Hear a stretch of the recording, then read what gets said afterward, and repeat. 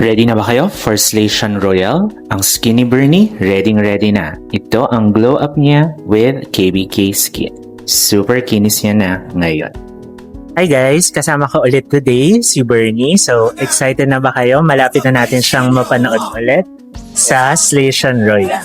So, nakita ko na yung trailer. So, meron siya dong confessional, di ba?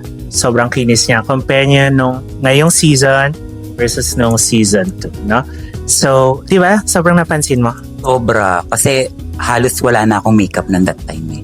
Okay, so kahit halos wala ng makeup, sobrang parang Flashback tayo almost a year ago nung unang pumunta si Bernie sa akin. Ang dami niyang acne marks, ang dami niyang acne scars kasi yung acne niya non-stop pa rin yung pagtubo, no? So always treat acne first. Yan ang strategy ko. Ito na siya ngayon, tignan niyo ang bright na ng skin niya, yung mga acne marks na bura lahat, then wala na siyang active pimples. Ano na ba mga ginawa namin? Remind ko lang kayo. So, pinainom ko siya ng gamot, no? Yung mga pimples niya ngayon, basically, halos wala na. Tama? Hindi ka na masyadong tinutulog. Tagal na. Tapos, another problem ni Bernie before, yung acne scars, no? So, nakailang acne scar protocol na siya, which is yun yung favorite namin gawin dito. Nakailan ka? 3? 4? More than.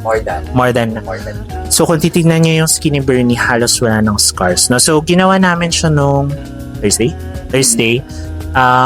Papakita na lang ni Bernie yung kung ano nangyari, no? Pero ngayon medyo nagbabalat pa, pero papakita ko yung skin niya. Okay? So anyway, ang gagawin natin today, na-try niya na rin before, Botox, no? So, papakita ko yung before. Nagustuhan mo yung Botox last time? Sobrang nagustuhan ko. Kasi bago ako pumasok din ng Slation, nagpa-Botox din ako eh. Kaya sobrang banat, di ako masyadong pinagpapawisan. Okay, so hindi yun totoo guys na hindi nagagalaw yung.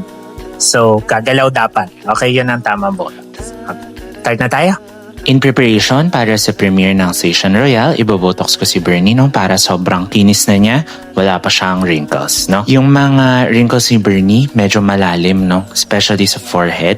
So, medyo dadamihan ko na yung dose kasi nagawa na namin ito before. Okay?